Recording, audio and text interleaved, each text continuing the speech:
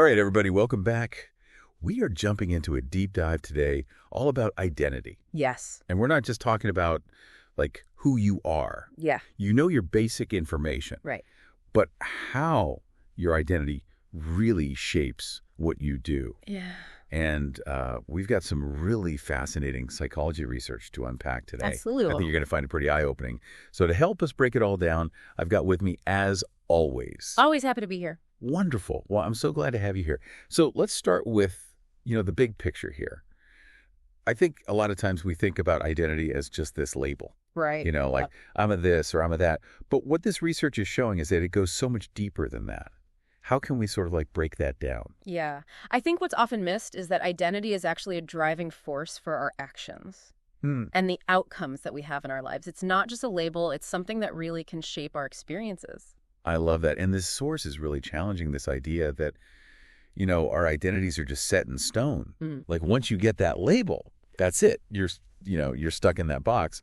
They're saying, hold on a second. It can actually be a lot more fluid than that. Yeah. And sometimes these labels even become these self-fulfilling prophecies. Yeah. It's like we start to play the role that's been assigned to us, whether we realize it or not. Exactly. There's this one study, it was from 1999. Okay. They had black and white athletes play golf. Okay. And they told some of them that this golf task was a measure of their natural athletic ability. Okay. And they told the other group that it was a measure of their sports intelligence. Interesting. So they were basically priming them to think about different aspects of their identity. Precisely. And the results were fascinating. They found that black athletes performed significantly better when they were told it was a measure of natural athletic ability, which, kind of aligns with some stereotypes out there. Right. But when they were told that it was about intelligence, their performance actually went down. And the opposite happened for the white athletes. Wow, that's incredible. It really highlights the power of these stereotypes, even if it's unconscious, even if it's not something we're actively thinking about, to impact something as seemingly straightforward as playing golf. Absolutely. These societal expectations can be so deeply ingrained that we don't even realize that they're impacting our performance in different situations. It makes you wonder, what other hidden forces are kind of at play in our day-to-day lives, right, that we're not even aware of. Right. So we've seen how racial stereotypes can have this kind of impact. What about gender stereotypes? Yeah, so there's another study that kind of delves into this that looked at Asian American women and how they perform on math tests. Okay. So we've all heard the stereotypes, Asians are good at math, women maybe not so much. Right. They wanted to see how these conflicting stereotypes would sort of play out. Okay. So what they did was they primed these women with either their Asian identity or their female identity before they took the math test.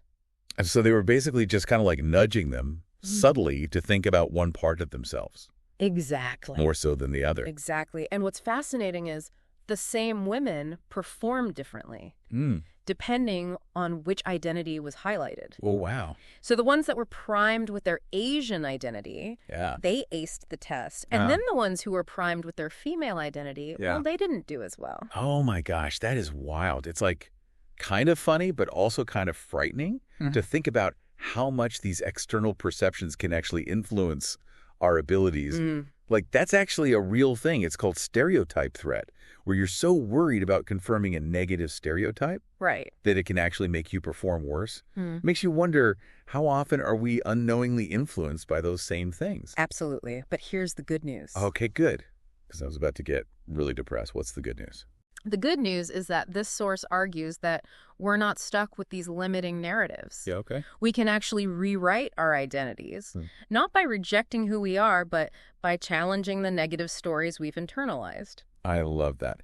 Okay, so how do we actually dio that? So it starts with becoming aware of those negative narratives and then making a conscious choice to replace them with more empowering ones. Okay. For example, the source talks about inherited traits. Let's say you've always been told that you're bad with money, just like your father. Right. Okay. Instead of accepting that as your fate, you can reframe it. Okay. You could say, well, my dad didn't have the financial literacy resources I have today. I can learn from his mistakes. I can take control of my finances. I love that. So it's really about taking those potentially limiting stories and transforming them into fuel for positive change. Exactly. I mean, what's one negative story that you could rewrite right now? What's one area where maybe you've been holding yourself back because of a story that you've been telling yourself? It's something to think about.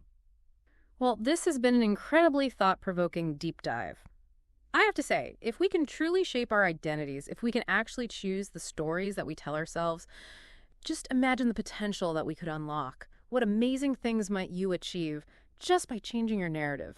That's something to think about. That's all we've got for today's deep dive. Until next time, keep exploring and keep rewriting your story. See you next time. Bye.